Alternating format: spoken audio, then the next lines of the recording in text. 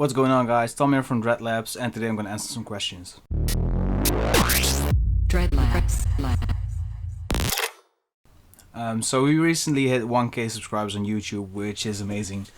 I really didn't think I would get 1K subscribers within like this short. I believe it was within 98 days or something, like under 100 days, which is crazy to me because I originally wrote down this plan, and the goal was to have 100 YouTube subscribers within the year.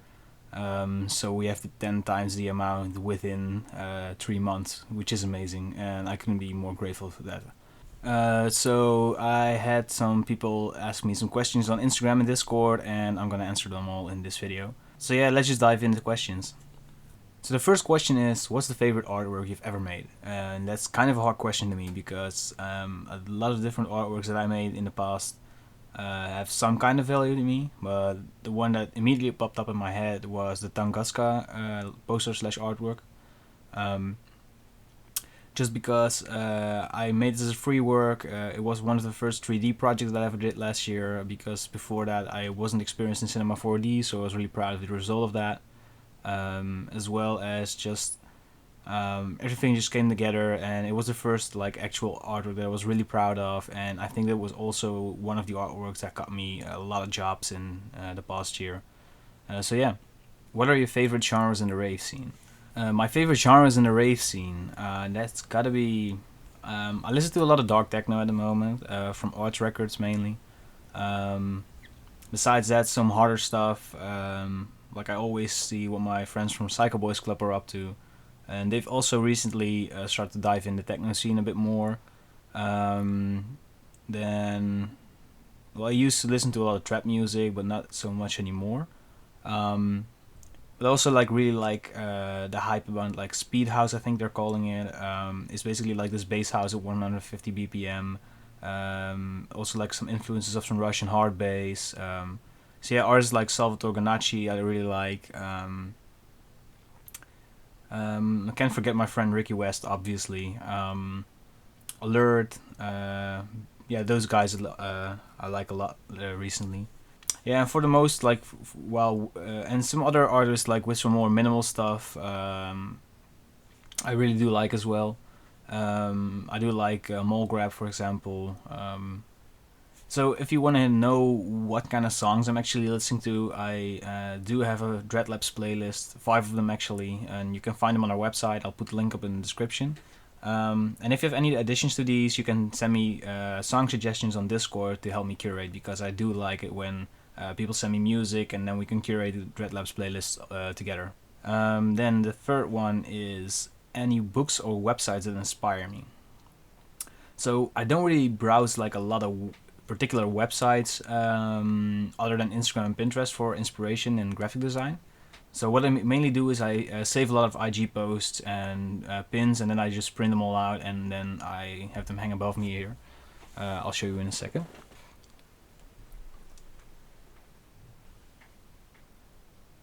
And so besides that, I also buy a lot of books, either online or wherever I can find them. So I'll show you a couple right now. I'll put a link up to all of these books in the description, but these two I bought from Masala Noir. And basically this one called Blank Tapes, it's basically a book full of like blank VHS tapes, blank audio tapes, like these. And this one's full of rave graphics, so for example, rave flyers from the 90s. And I think most of them are from the UK, but yeah, they're really sick, as you can see. So I really do recommend buying these, because there are over 600 rave flyers in this one, and over 400 VHS tapes in this one.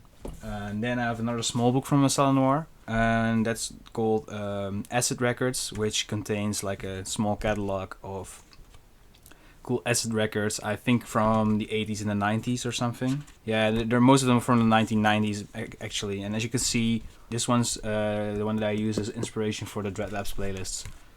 So yeah, I do recommend buying these books because they're amazing. And the second one is Brand by Hand by Contino. This one's more of a story than actual. Well, it does have a lot of graphics, and basically, this dude's whole career is in here. But yeah, he's an amazing designer slash illustrator, and the story that he has is also really inspiring. So if you have the time to like read this book, I really do recommend it. It's more of a reader thing than like a browse through thing. But I did get a lot of inspiration from it. Then this one is one that I bought from Berlin while I was there last year.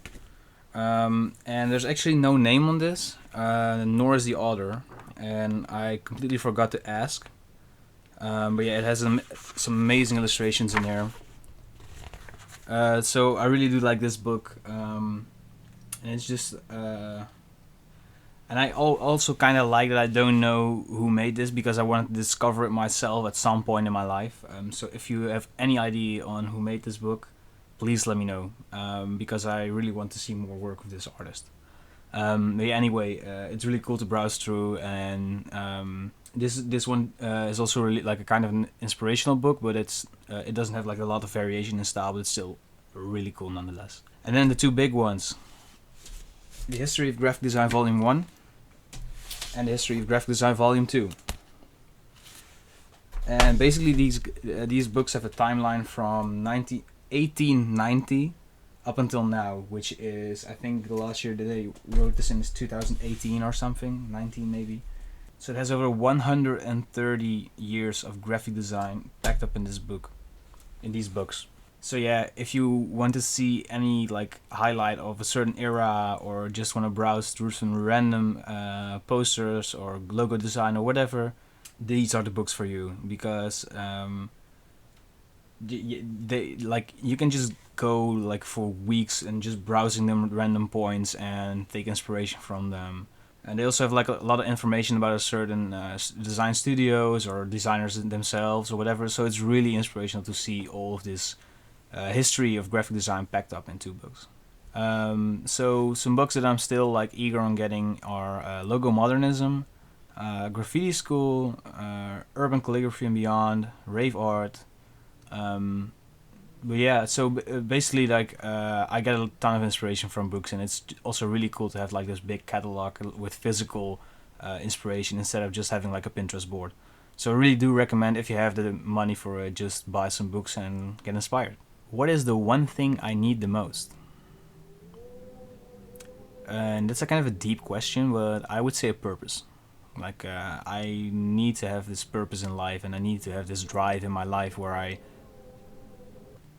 need to have this purpose in my life where I work towards something, and sometimes that's an unreachable goal, and sometimes that's something that you just want to have done. For example, work for a certain client, or for me, it's for example seeing how far I can come with creating this community of Dreadlabs. So yeah, that's, I would say the one thing I need the most is a purpose. How did you come up with the name Dreadlabs? So that's also a pretty long story maybe. So I had some dark negative thoughts, and I've experienced like something along the lines of nervous breakdown slash burnout before, which got me in a really like dark spot, and I wasn't really happy with what I was doing anymore, and I also kind of lost purpose, and I kind of like lost my purpose. And at the time I was exploring these darker graphic arts, I guess, and that's the things you can see on my portfolio or on Dreadlabs right now. And I've also been a musician in the past, like producing, and I've been a DJ, and I had all these kinds of different passions, like for example also like actual drawing and spray painting, like graffiti stuff, and I wanted to see, I wanted all of this to be, I wanted to be successful in all of these fields. And the problem was that it wasn't really possible, because one person can only do so much in their lives. So while exploring these darker graphics, darker music styles, and clothing and everything, I decided that I wanted to combine all of these with a platform where I could join with other people with the same mindset as me. For example, you guys, people that are watching this, or people on Discord, or or followers on Instagram or whatever, and have them try to get this negative perspective on art and design and translate it into something positive. And for me, that something positive was creating this community with all of you beautiful people. Um, and explore like this darkness thing and spread the light, basically, you know. So yeah.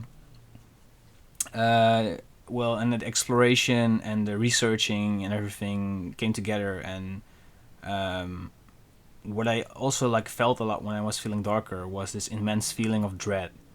So no, it's not about dreadlocks.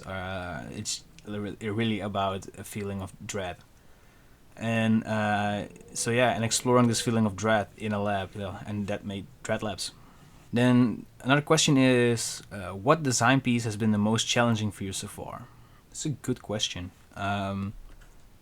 I think the ones that stress me out the most are like the deadline related ones, where I know I can do a certain artwork or a certain poster or whatever, but there's like only so much time, or I have like multiple deadlines in the same week, and but like that's I've become accustomed with like working on between deadlines and everything, and I like to think that I'm pretty well um, time managed, basically. So yeah. The most challenging one, I think, was an artwork that I worked on for Barong Family last year, on Crisis Era's Valor EP, because it was kind of hard and I was still kind of new to 3D, and I had to make this 3D Greek statue, and it had to be combined with like a barong mask, like an Indonesian one. Which was kind of, and also the eyes had to bleed with cold liquid or something.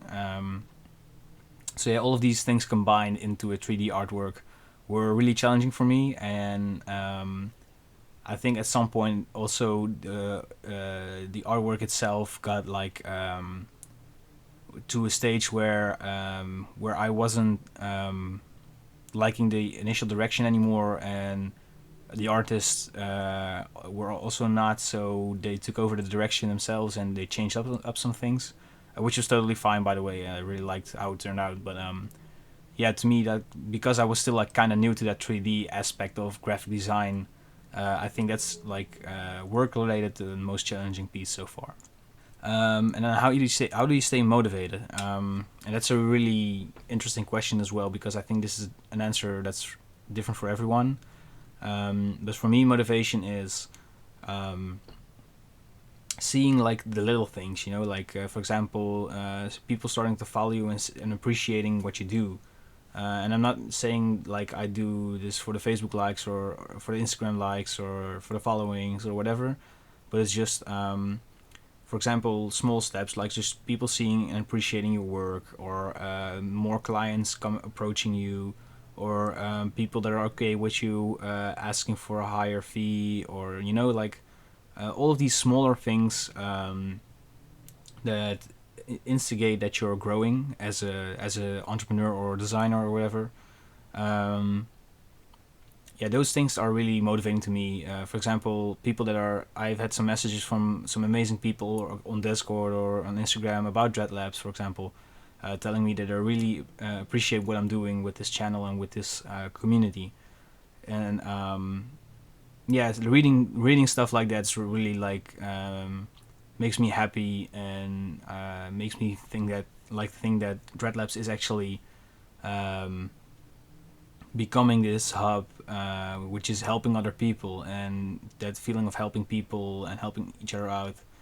Yeah, that's just really motivating to me. Did you go to university, or is everything self-taught? Well, I did go to not a university, but like in Holland we have universities and we have like college, which is like a step down, basically. And I'm still in that, by the way. I'm doing my graduation project from this September up until January, and then I'll be finished. But yeah, anyway, I'm majoring in communications and multimedia design, which is not really graphic design, but you learn some of the basics. like visual hierarchy and stuff, but you don't learn like the actual skills. Like they don't actually teach you how to use Photoshop or After Effects or whatever.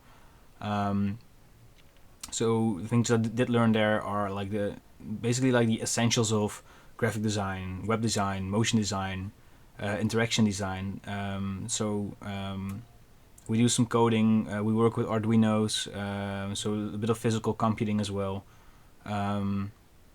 So it's a really versatile education, the first 2 years at least. But yeah, the work that I do, where I make a living off right now, I didn't learn any of that in school. It's all self-taught, like the graphic design, animations, stuff like that. They're basically like they're better teachers. Internships most of the time work better than just sitting in class, in my opinion. At least for the thing that I'm doing. Someone asked me, "Do you think that graphic design can be worthwhile full time?" One word, yeah. I mean, like I understand that for some people it's kind of hard to, enter this big sea of graphic designers and clients that already have their own designer, or underpaying clients, or and for that, like I've said this before on a podcast where I was interviewed. If you want to do graphic design full time, I would just work up until you get to the point where you actually can. So, for example, I think I have around 20 to 30 hours of freelance jobs every week, and I feel it's still not enough for me to like survive on my own. I need to do something besides that to pay my rent, for example. Which is why I'm, for example, might become a graphic design teacher or something. So it's good to have this like strategy where you go, where you have something like something along the lines of job security, and for me that would be like, for example, part-time teaching or something like that. And then besides that, doing your freelance work, and hopefully you'll get to the point where you can actually start living off freelance work for the rest of your life. So yeah, I'm actually doing a video soon on getting clients, pricing, negotiating, stuff like that soon. So keep your eyes peeled for that. So the last question is, would you take a tribal tattoo? And the answer to that is only if it's chrome layer style. So yeah, guys, I really want to thank you for where we're at right now with the community. I see a ton of cool stuff coming along on Instagram and the Discord and on YouTube, which makes me really, really happy and appreciative of like how big Dreadlabs already is in the first 3 months. And like we discussed in another video, there's also a ton of stuff planned for the future. And the first hint I could drop you is there will be something with fashion coming up real soon. So yeah, keep an eye on our Instagram page, join us on Discord, and I'll see you in the next video. Bye.